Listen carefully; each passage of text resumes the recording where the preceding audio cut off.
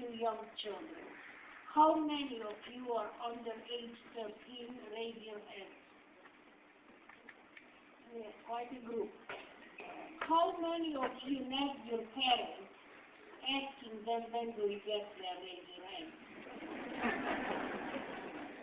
Some of you might have been, but it is not unusual for young children to nag the grown-up when do we get there. Do you know why that is? Children cannot project forward, cannot project backward. It takes a lot of energy for the child to function in the here and now. So as a 10-year-old, I thought that is the way the world was. Everybody in the world lived in miserable conditions like I did, starving to death without any family. And nothing really changed then ID until August, end of August of 1944. An airplane appeared over the sky of Auschwitz. It was flying very low. I could see the American flag on one of the wings. That gave me hope that somebody was trying to free us. Besides that, to me, everything was military zone. There was no person, civilian that I ever saw until shortly before liberation. But actually, I thought that is the way the world was. That gave me hope that somebody was trying to free us. And really, hope in Auschwitz was in very short supply. The air raids continued and greatly increased. And by end of November, it felt like a continuous battlefield. I could feel it in every ounce of my being that this cannot last much longer. All the experiments were stopped, and we, the children, developed a slogan. Someday soon, we will be free, and we will go home. But we had no idea how freedom would happen.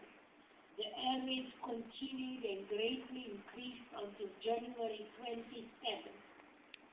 And one morning we woke up, and it was quiet, very eerily quiet. And we wondered, what does it mean? Is this the day we are going to be free? A woman ran into the barracks late afternoon of January 27th, yelling at the top of her voice, "We are free! We are free!" Wonderful. I thought, shouldn't there be some other sign besides the smell of volunteers? So we went outside to see if we could see something. It was snowing so heavily, I couldn't see anything. I was there maybe 30 minutes until my eyes got used to the poor visibility. Then at a distance, I could see lots of people. They were all smiling from ear to ear. They were dressed in white camouflage raincoats. I had no idea who they were. But one thing was important to me. They didn't look like the Nazis. We ran up to them. They gave us chocolate, cookies, and fun. And this was my first taste of freedom. For me to realize that Miriam and I were alive, that my little promise to myself that first night in the latrine became a reality. And that was an unbelievable experience. I want to thank you all for making the effort and coming to hear me. Today's lecture is lecture number 10 this year.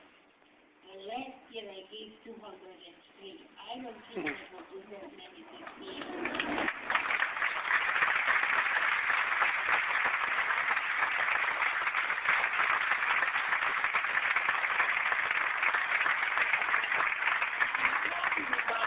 Because I want you to realize that I talk a lot. And I want to thank you, little ones, very young ones. That is alone. This lady speaks a lot, right? So why do I speak so much? I have learned some very important lessons from my life that I want to share them with you, because I think you might be able to use it.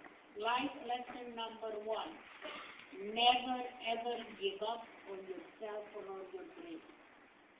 And as I look at your young faces,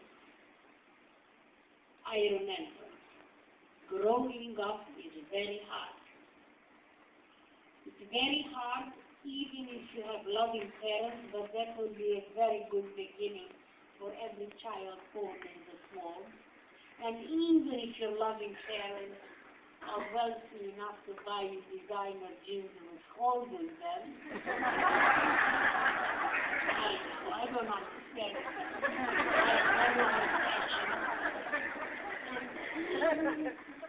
If your parents are wealthy enough to buy all the modern gadgets, iPhone, etc., even then, every single one of you wants to figure out how on earth do I fit into this big, mixed up world. Will I be able to accomplish a life that I set out to do? I can tell you one thing. If you give up, nothing will happen.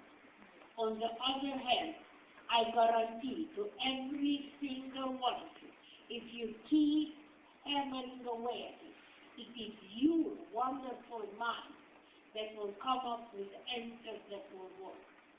I had no idea how to survive Auschwitz.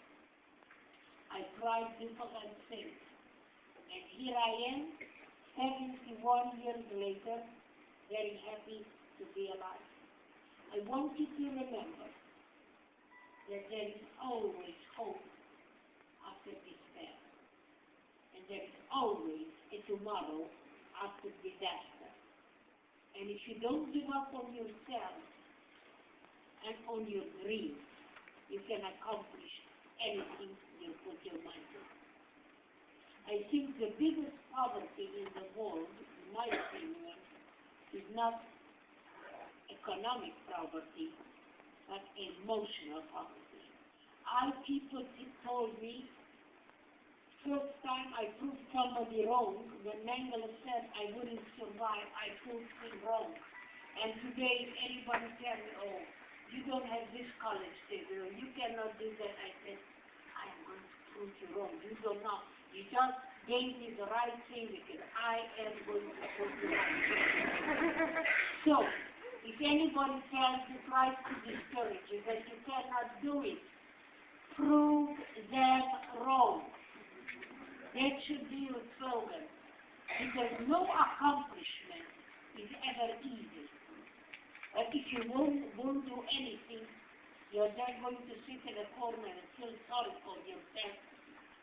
That is not going to make you happy. I, Eva Kor, want to be the best Eva Kor I can be. What I challenge every single one of you to make sure that you become the best you that you can be. That you are the best you. You are a happy person. You are an asset to your community. People love you. You have friends. Everything is working fine. On the other hand, if you are the worst that you can be, you are a miserable person. But you have the choice. Even here after I have had both of my hips replaced, I traveled throughout the world with my walker, and my fellow survivors said, even in the walker you're going, I said, yeah, so it's a little bit more dramatic appearance. But I can still see. I am not going to do any acrobatics. So life lesson 1 is very, very important. Life lesson number 2 deals with prejudice. Prejudice was one of the reasons that Hitler was successful in rising to power. And he hated me. I never met him. I thought I was a cute little girl. Why did he hate me?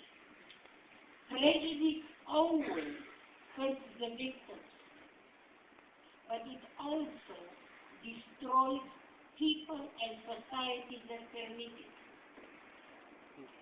Other reason that Hitler rose to power, and we should be aware of that, is because of the bad economy. Bad economy, in my opinion, are the seed for genocide.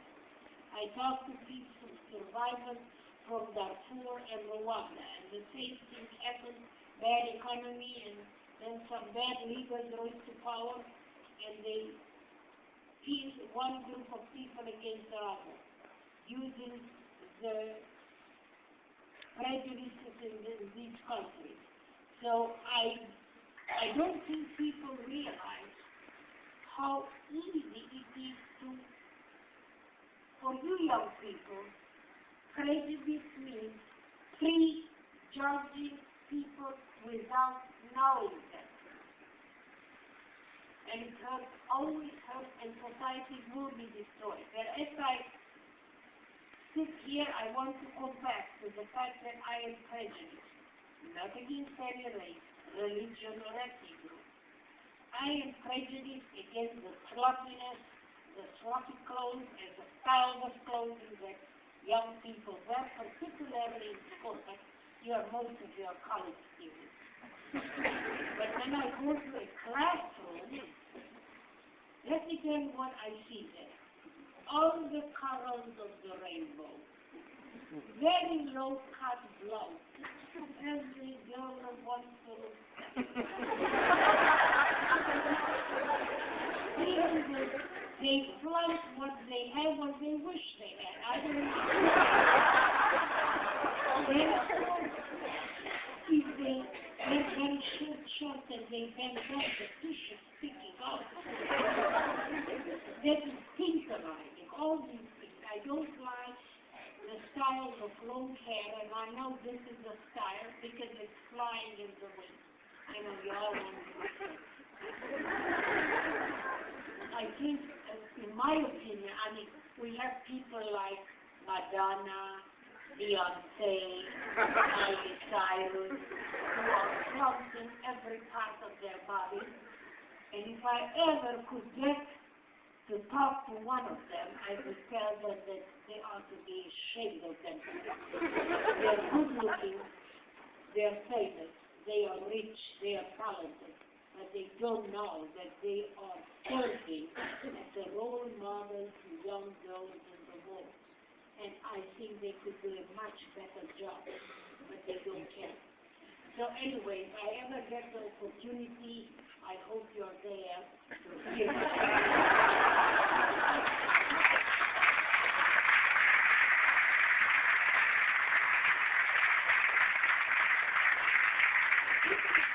Most of the young people and mature people get the idea. Hollywood. If I ever go to Hollywood, I am going to wear what I think people should not flaunt all these body parts. And yeah, I think some of these movie stars, even older ones, flaunt quite a lot. And the styles are ridiculous. After you turn 50, you don't want to show your body. They have no cut trousers, and the skin is hanging. The chin is double up there. What is all this? I'm trying to blame it. So I am covering everything up here.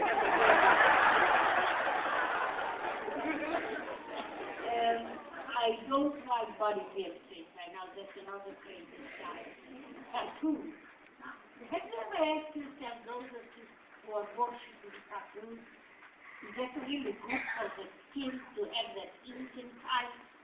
I don't think you consulted a doctor or an expert that they would advise you that that's good for good health.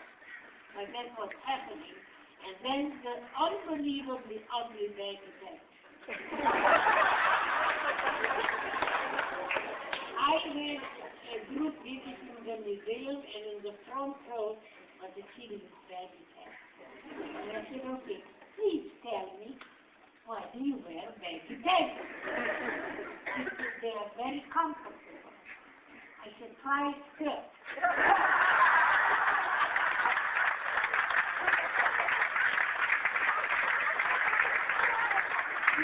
He's not appreciate my humor.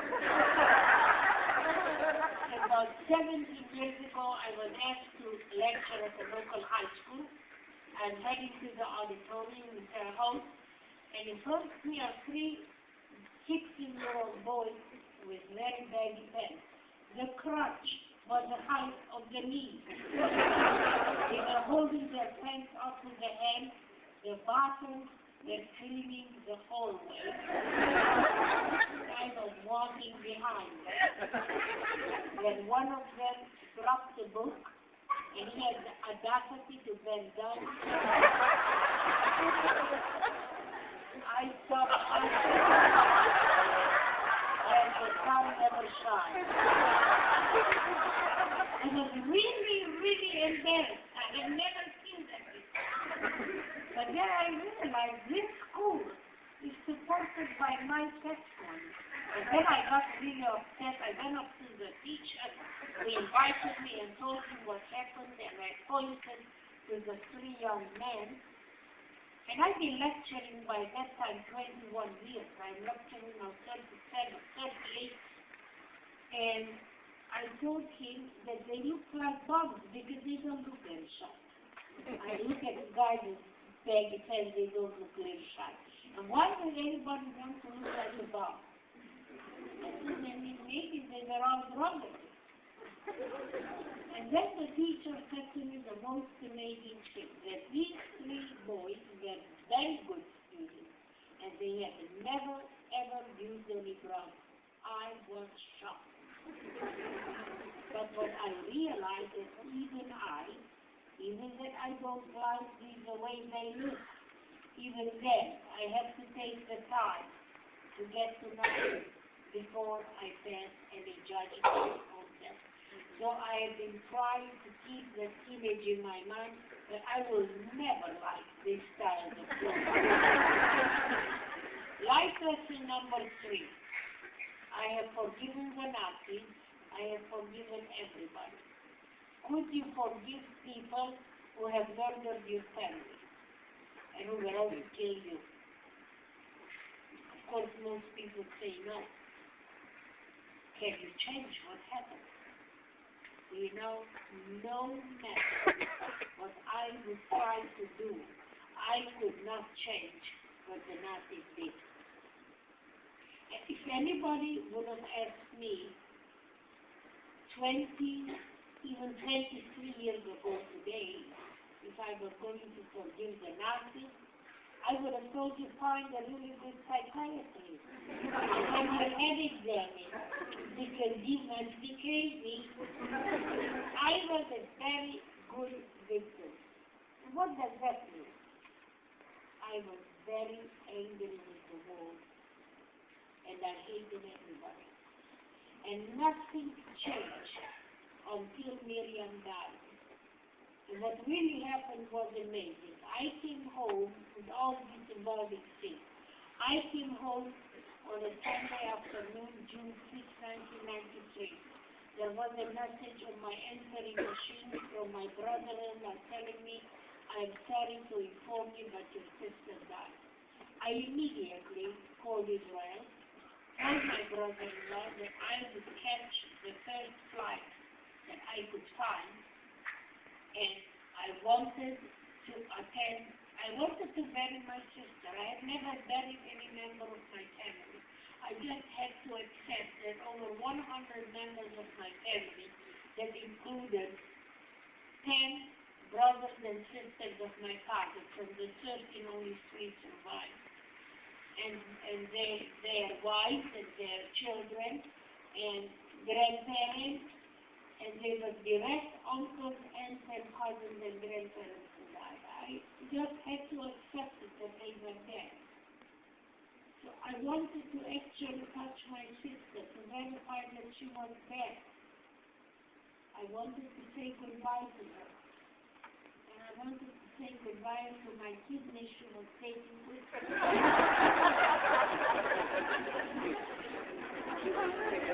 But my brother-in-law said, "We can't wait for you. The funeral is in 10 hours. Israel is 7 hours ahead. There is no way you can make it." And actually, the flight from United States to Israel takes 10 hours. And on the way back, because I just came back from Israel mid-January, 12 hours in the air. So I was left with a lot of pain, and I would wake up many nights suffocating, because that is the way Miriam died. Her lungs were filled with cancer and she suffocated. And twins have a way of experiencing what the other twin experienced.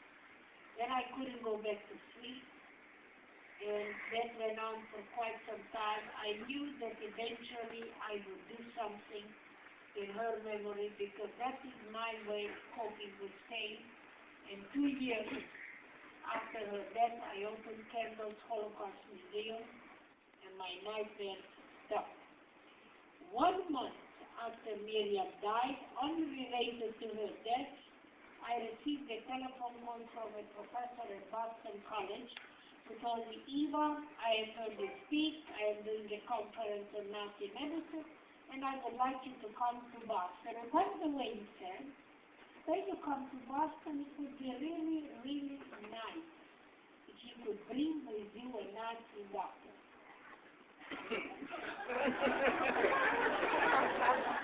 Done that such a request, I worked it out. Where on earth do you think I could find one of those guys? Last time I looked, they are not advertising it yet. So he said to me, okay, you must think about it.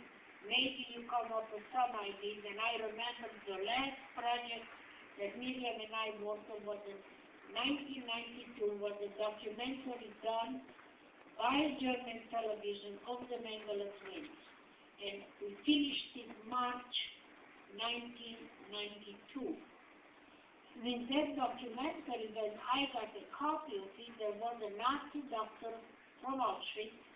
His name was Hans Munch. He was not my doctor, but I understood from the film that he was a friend of Joseph Mengele. I immediately contacted the television station in Frankfurt, told them that Miriam died, and would they please give me Dr. Munch's telephone number in the memory of Miriam. I tried to get Dr. Munch's telephone number in 1992 when the documentary came out. They refused to give it to me. But now, immediately they faxed me a letter back with Dr. Munch's telephone number. We contacted Dr. Munch, invited him to Boston. He said to me, I am not going to Boston, but I will meet with you at my house, and I will give you a videotape interview you can take to Boston. So, August 20, 1993, I am heading to Germany to meet a Nazi doctor. You have no idea how scared I was. Suddenly, every nerve in my body was rebelling against my actions. What I remembered about Nazi doctors, I did not want to experience again, but I was also curious. Why was this Nazi doctor going to meet with me? And maybe because he was a friend of Mengele, he knew something about our experiment. We arrived at his house with 2 camera crews and some friends. He treated me with the utmost respect, kindness, and consideration. But he told me he knew nothing about our experiments, because Mengele always told him that the twins' experiments were top secret. He gave me a good report on what he did in Auschwitz. And we were sitting outside, and he made me feel comfortable. I suddenly, thought popped into my head, and I heard myself say, Dr. Munch, by any chance, do you know anything about the operation of the gas chamber in Auschwitz? And he immediately said, this is my problem. This is a nightmare that I live with every single day of my life. And then I'm describing the operation of the gas chamber. People would be told that they are going to take a shower. The shower room was clean and polished. They would even spread perfume. Once the shower room was packed with people, the doors closed hermetically. Dr. Munch was stationed outside, looking through a peephole. The gas did not come from the shower head. If you Google Zyklon B, you will find it's a pellet of white gravel that was put in canisters, stored in canisters. The canisters were opened outside the roof and dropped in holes, openings like vents, and they dropped to the floor. It operated like dry ice. So the gas was actually rising from the floor of the shower room, and as people were hit by it and had difficulty breathing, they would climb. Usually the last breath of air they did, they climbed on somebody else, trying to get away from the rising gas, forming a little mountain of intermingled bodies. Dr. Munch looked from the outside. When the people on the top of the fire stopped moving, he knew that everybody was dead. He would sign one death certificate. No names, just the number of people that were murdered. I had never ever heard about that before. I had been studying, grabbing anything about the Holocaust and Auschwitz. I have read books written by summer commandos. There was never any. Maybe their thing, but maybe they didn't know that Dr. Munch signed a death certificate or other doctors. So I said to him, this is important information. I am going to Auschwitz in 1995. I want you to go with me and sign a document at the ruins of the gas chamber in the company of witnesses. So nobody could say years later you didn't sign that document, just what you told me. And he immediately said to me, I would love to. You know, I was going to be that easy. I got back to Terre Haute, Indiana, very excited that I will have an original document signed by a Nazi. If I ever meet people who say the Holocaust didn't happen, I can take that document and kind of shove it in their face.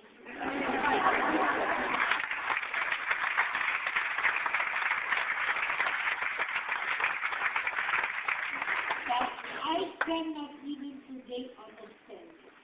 I felt a strong need to thank this Nazi doctor. I didn't want to tell anybody about it because it sounded strange even to me. How on earth do you thank a Nazi doctor? Where does one look for a gift for a Nazi doctor? I didn't know. So I went to the local Holocaust shop and I went to the section of thank you cards.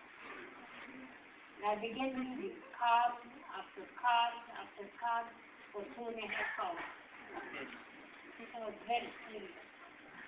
2 ladies came up to me. You've been reading those cards for a long time. I said, yes. Are you finding what you're looking for? I said, not really. Well, what are you looking for? We can help you find it. I said, no, thank you very much. I left the card shop, but I could not give up my idea. I needed to find something meaningful for Dr. Munch as a gesture of my faith. So I went back to my own life lesson number 1. For the next 10 months, while I was cooking, cleaning, doing the lessons, driving the car, I brainstormed with a simple question. How can I thank Dr. Munch? What can I give Dr. Munch? And 10 months later, a simple idea popped into my head.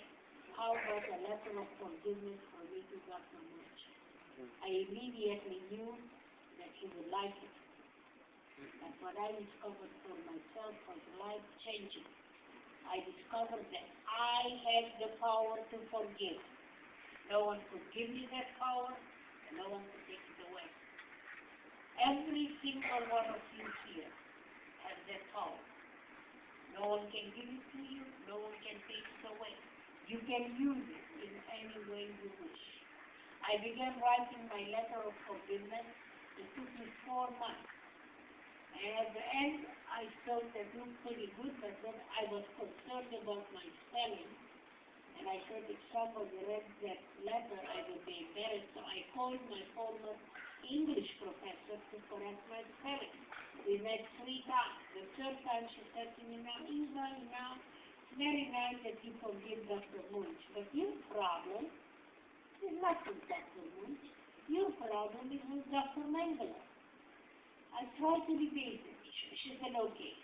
When you go home tonight, pretend that you are talking to Mengele and telling him that you forgive him. Because what I want you to find out for yourself, how would it make you feel? It was an interesting idea. I got home, closed the bedroom door, picked up a dictionary, made a list of as many nasty words that I could find.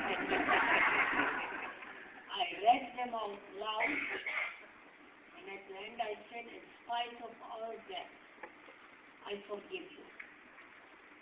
It was an interesting feeling. That really, my forgiveness will be the last relationship between me and Joseph Mengele. And there was enough to it that he could change it. And that made me feel very powerful, that I even had power over the angel of death now. I wasn't hurting anybody, so why couldn't I do it? And if I forgave Mengele, the worst of the worst, I might as well forgive everybody who has ever hurt me. And I definitely have a long list of people who have hurt me. So this is the way we arrived in Auschwitz. Dr. Munch came, his son, daughter, and granddaughter. I took my son and my daughter. We stood by the ruins of the gas chamber under the beam of the gas chamber. Dr. Munch signed his document. I read and signed mine. And I immediately felt that I was no longer a victim of Auschwitz. I was no longer a prisoner of my tragic past. I was free of Auschwitz and I was free of Mengele. My forgiveness is completely different than anything else I have seen. I am going to try to coin a better word for it because it's an act of self-healing, self-liberation, self-empowerment to discover that I had some power over my life. That was to me a great discovery. Up to that time, I always reacted to what other people did to me. This time, I was initiating action. And the rest of the world can react to it or not. It doesn't really affect them. I don't need anybody's permission, approval, or acceptance. It works. And actually, I want to tell you, I tweet a lot. I Google a lot too. I use Google Festival. I tweet a lot, and I started tweeting because I wanted in 140 characters to tell, for instance, one of my tweets, forgiveness creates a feeling of wholeness in thought, spirit, and action going in the same direction, creating a force for good. It's free. Everybody can afford it. It has no side effects. And if you do not like the way you feel free, you can always go and take your pain back. The other tweet I have, forgiveness is the best revenge. Because from the moment you forgive, those who harm you no longer have any influence and power over your life. And there are many of these things. I keep tweeting, and if you want to follow me, that would be very nice. And then you can add your ideas to it. But that is what I like to do. I also studied that, and though I did that anger, Hitler himself was a very angry guy. Anger is bad, creates war. I don't think that happy people ever started war. Wars are started by angry people. Therefore, I call anger a seed for war. Forgiveness. People who forgive are at peace with themselves and the world. So I call forgiveness seed for peace. Now, when you leave here, if any of you have problems with pain from the past, and I actually would like to declare that I believe that every human being has the human right to live without the pain of the past. Because the pain of the past does not help you be happier or a better person. So if you want to get rid of your pain and heal yourself, you will need a piece of paper and a pen. And you must write a letter until at the end you write the words, I forgive you, and you mean those words. Do not mail the letter to the people who hurt you. That relationship that was toxic might be still toxic. The forgiveness is for you. And if it makes you feel like you're Maria on the top of your hill singing songs of music, you feel that free and that liberated and that happy, pass it on to somebody else. Because I need all of your help to sow those seeds of peace throughout the world. Now, I will add you to that a whole assignment. Because I would do that. But just about 2 weeks ago, I watched a film about Darfur. The film was very difficult to watch. It had lots of people with accents worse than mine, and I had difficulty understanding their English. But I became aware of one thing that I didn't know, that the killing in Darfur is still going on. Al-Bashir is killing as many people, and the people who benefit from that is China. China is getting oil from Darfur, and they are selling armaments to Al-Bashir. And I'm asking myself, here I am in this war, I go to bed at night, pretty comfortably, I don't worry that people will harm me. I have a very important place in my life, a place called home.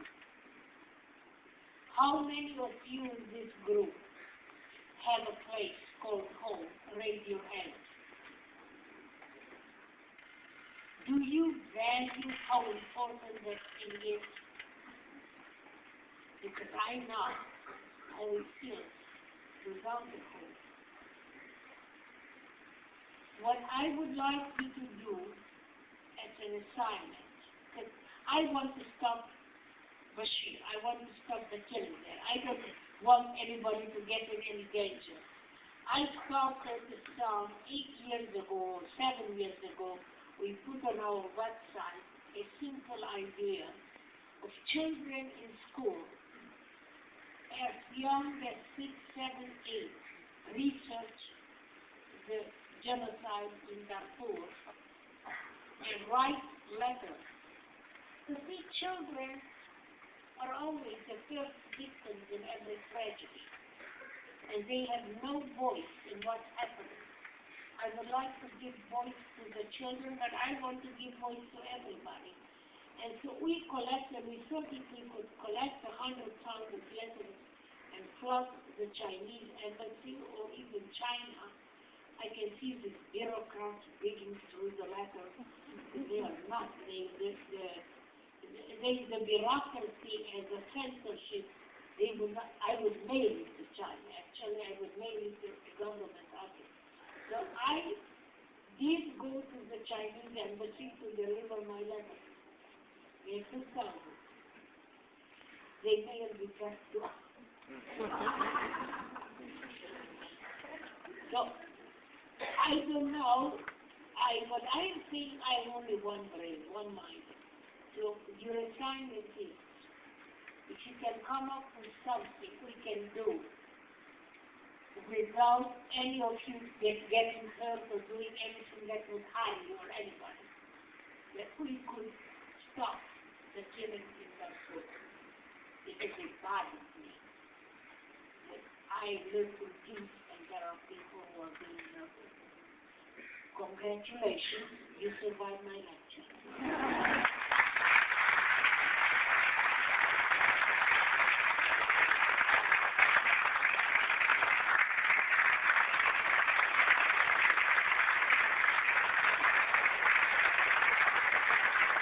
Thank you very much. I think that if there are any questions from the challenge, decide if we should ask 3 or 4 questions.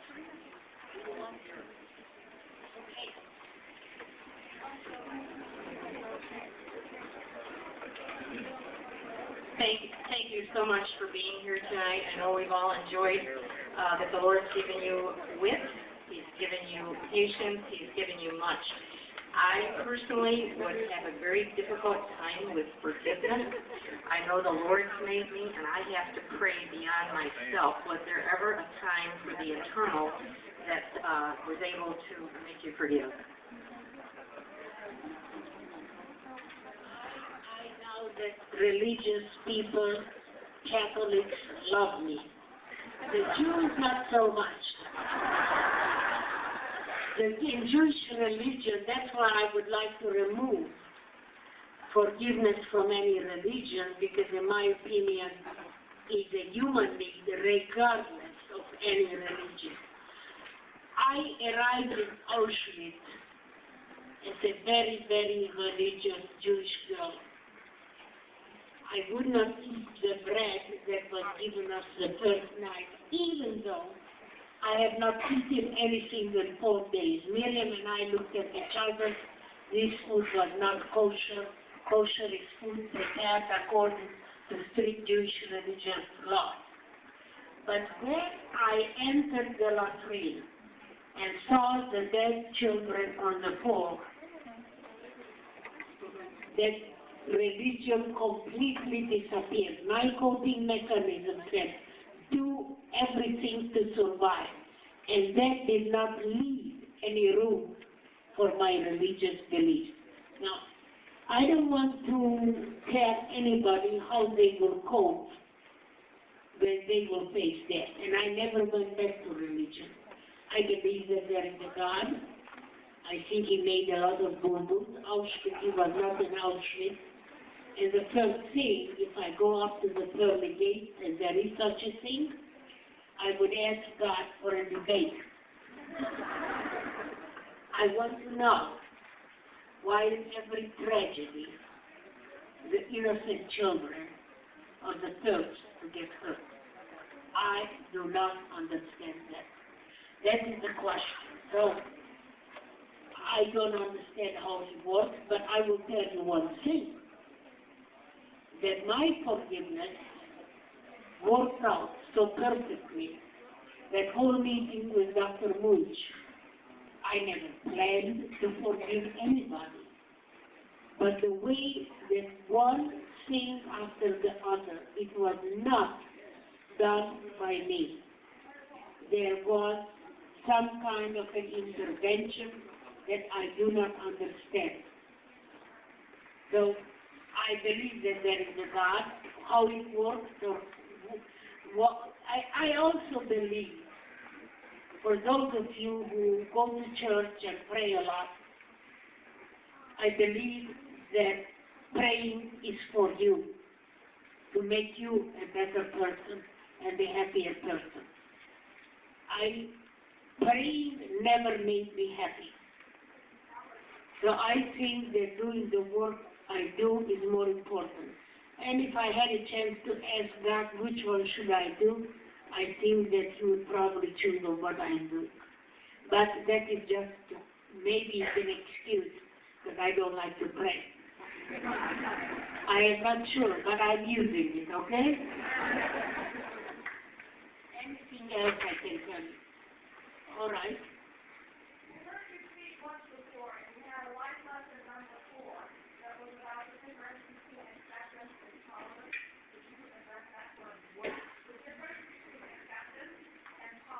What is the first one? Acceptance and tolerance. I do not remember using that one. Yeah, I talked about, the lectures were a lot shorter, so I could talk about that. But I remember meeting with a reporter in 1984 at Purdue University, and he was just graduating from the School of Journalism, and the media had the opportunity, they take a picture of the survivor when we are crying and we were pathetic, and I was sobbing, and he said, Eva Kor is begging for tolerance. I was furious. I said, you young men do not know me. I have never begged for anything. Even when I was hungry, I stole the food, and I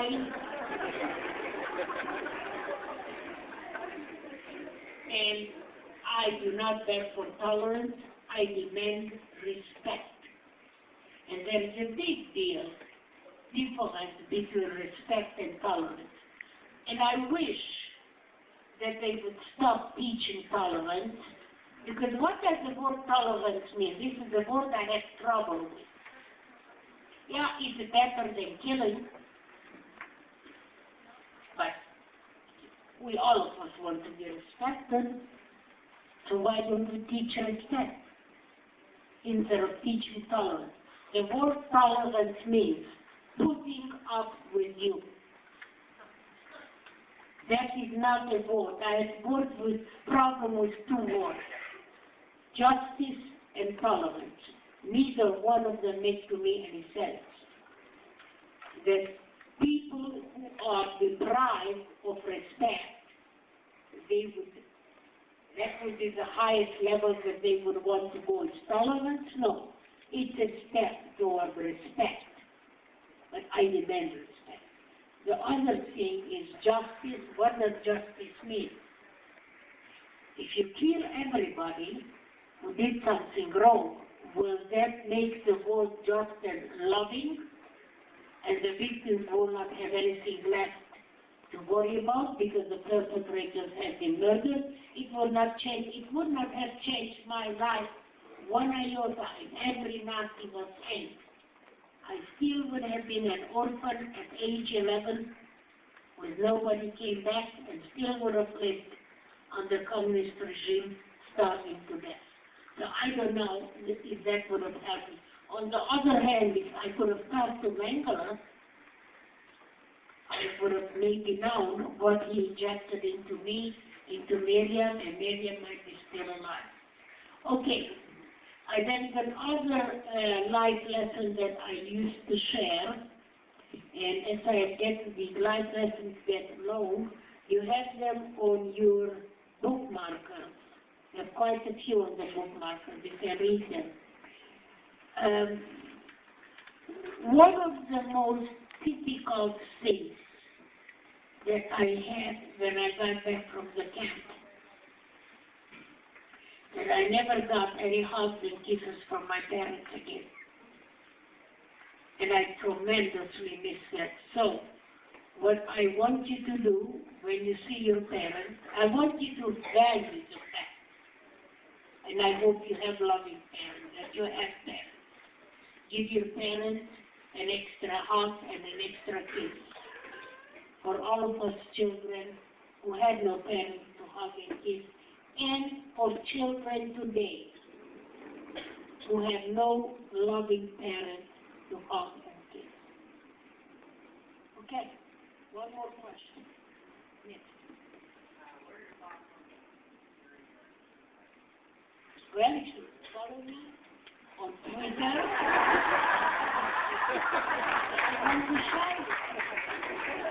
I met with my executive director brought to their house, I think it was last fall, He said he was going to have 2 Syrians come to tell about the Syrian refugees. So I wanted to be there because I was sure that they were going to blame all the problems on Israel, and I was going to stand up for Israel. Well, there were 2 Syrians, one Muslim and one Jewish. I didn't even know that they had Jews in Syria. That was news to me. And they talked for about an hour and a half, and I said, you know, that's enough talking. I want you to now tell me one thing I can do to help you, because I will help you. They said, we need to have safe zones in Syria. We don't need people to accept refugees. We need people to help us create a safe zone. So I tweeted, for instance, a nice tree. Okay, because I want to show you before outside, but I was tweeting.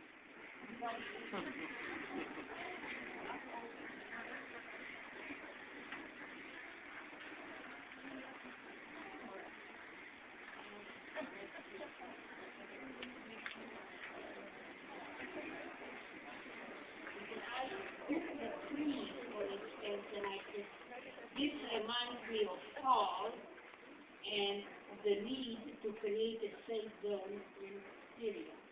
Everything was, for the next 2 weeks, everything, and you know they said it up. I had to call Muhammad. I haven't been in touch with him for a while. Finding the mood. Here's another interesting picture. I am at Pacer game, and I was given a hero award. And this guy is a former player. His name is Darnell Hillman, a star player, and my son Alex was a ball boy at the Pacers. Shortly, you two can be a star for the court. So he's star, and there I with my walker walking in it. And then I have a picture just recently. I cannot find it, that it's not working yet. The Twitter doesn't let me get back to that. But I was just in Miami and met with Ray Allen. He came to my lecture with his 5 children and wife. So I took a picture with him. Here I am.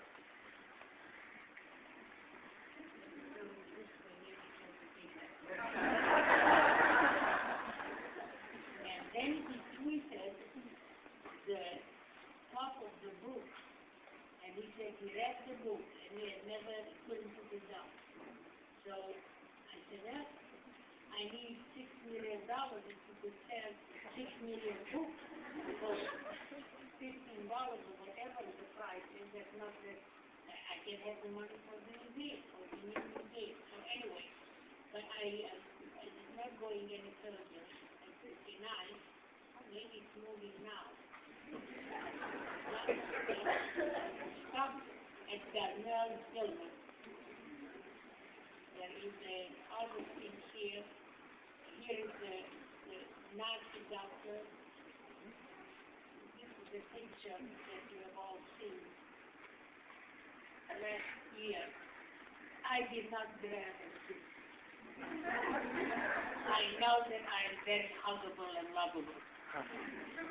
I went up to him to take a picture, and I was shaking his hand. I wanted to thank him that he had the courage to validate the tragedy of the victims. And that was the only trial that a Nazi actually testified to the crime that he has committed. And I thought it took a lot of courage for him to do that. And there were about 60 survivors, 59 of them were accusing him. I told him what he did wrong, and I also told him that I forgive him.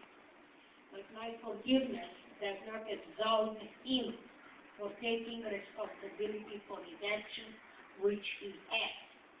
So he grabs me, pulls me in, and gives me a hug and a kiss on my cheek. I was a little bit stunned, but I wasn't going to push him away. Ultimately, I realized, and I asked my attorney to take a picture of me. Then he turned on the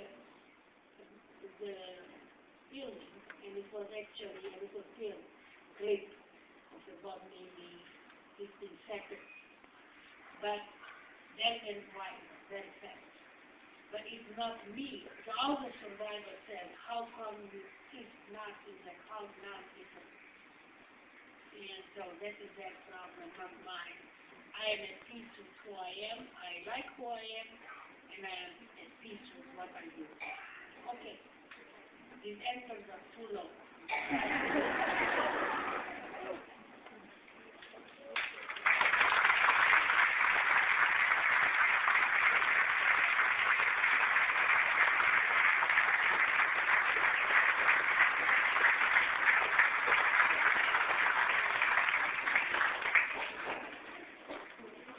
Everyone here had an absolutely wonderful time listening to her stories about her personal experiences. Can we just give her one more round of applause?